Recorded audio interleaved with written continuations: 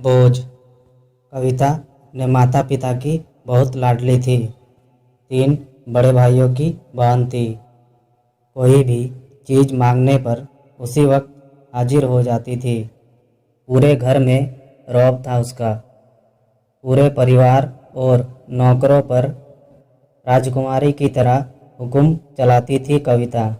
School में भी पूरा रौब था उसका। बड़े घर की लाडली थी वह। ऐसे ही उसने कॉलेज में दाखिला लिया। उसके ठाट बाट बड़ी गाड़ी में आना जाना, हर दिन नया फैशन देखकर हर कोई उससे दोस्ती करना चाहता था। थोड़े ही दिनों में उसके बहुत से दोस्त बन गए। पूरे कॉलेज में उसकी अपनी ही एक पहचान थी। इन दिनों उसके घर एक रिश्ता आया। खानदानी लोग थे और पापा की पुरानी जान पहचान थी उनके साथ। कविता के साथ कोई ज़बरदस्ती नहीं थी, पर कविता ने फिर भी हाँ कर दी, क्योंकि वह अपने परिवार से बहुत प्यार करती थी। वह जानती थी कि वह लोग उसका अच्छा ही सोचेंगे। लड़के का नाम राज था। राज काफ़ी पढ़ा लिखा और समझदार लड़का था। ससुराल वाले भी बहुत अच्छे थे। ससुराल में कविता की जगह वैसी ही थी जैसे कि मायके में।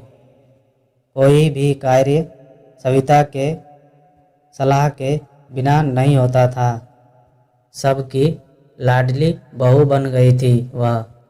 फिर उसके घर एक बेटे का जन्म हुआ।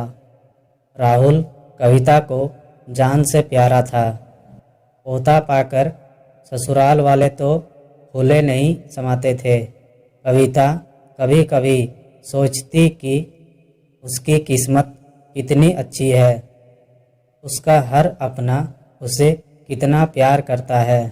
चाहे जीवन में कैसा भी समय आए, मेरे अपने हमेशा मेरे साथ हैं।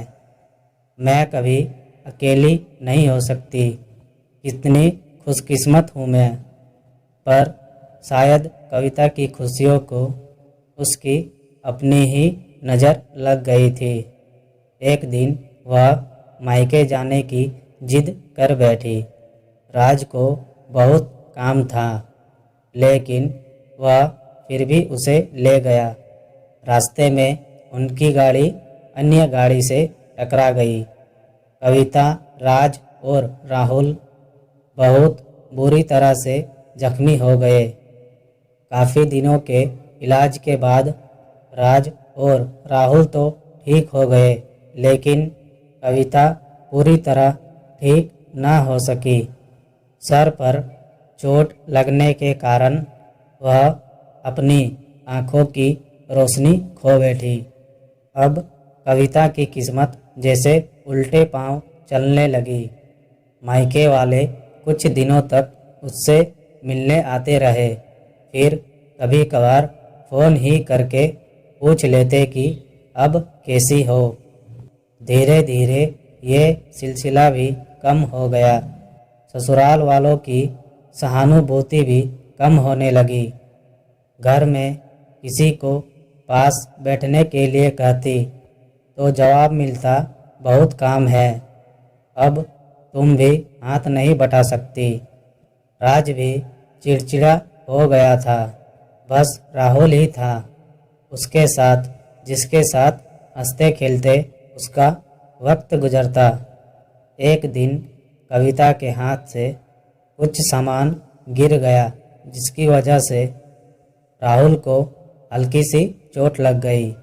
कविता के सास ससुर ने राहुल को उससे अलग कर दिया कि कहीं उसके ना देखने की वजह से बच्चे का कोई नुकसान ना हो जाए।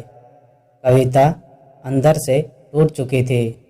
एक दिन उसने सबके सामने मायके जाने की इच्छा रखी तो राज उसे तुरंत मायके छोड़ आया, जैसे कि वह भी यही चाहता था। लेकिन राहुल को उसके साथ नहीं भेजा गया। कविता कभी राहुल से दूर नहीं रही थी, पर अपनी कमी के कारण उसने ज़्यादा बहस नहीं की। कविता को लगा कि वह 3-4 दिन वहाँ रहेगी तो थोड़ा हवा पानी बदल जाएगा, क्योंकि वह कितने दिनों से कहीं भी बाहर नहीं गई थी। घर वाले भी इतने दिनों बाद उसे देखकर कितने खुश होंगे। कविता के घर पहुँचने पर सब लोग बहुत खुश हुए। खाने में सब कुछ कविता की पसंद का ही बना था। उसने अपने मम्मी पापा और भाई भाभीयों से दिल खोलकर बातें की। उनके छोटे छोटे बच्चे भी बुआ के साथ घुल मिल गए थे। रात को सोने के वक्त जब वह कपड़े बदलने लगी तो उसे पता चला कि उसका बैग तो भरा हुआ था। वह सब समझ गई। वह बहुत उदास हो गई। कुछ दिनों तक तो सब ठीक रहा, फिर जैसे सब बदलने लगा। सबका व्यवहार बदल रहा था। वह लोग जैसे थक चुके थे उससे। सब लोग घुमा फिरा कर पूछने लगे कि राज कब आ रहा है उसे ले जाने। वह बहाना बना देती, जबकि वह जानती थी कि उस घर में उसके लिए अब कोई जगह नहीं है। कविता से चलते वक्त कुछ ना कुछ नुकसान हो जाता। थोड़ी बहुत टोका टाकी उसे सुनाई देती, वह टाल देती। एक दिन उसके हाथ से लगकर एक कीमती फूलदान टूट गया।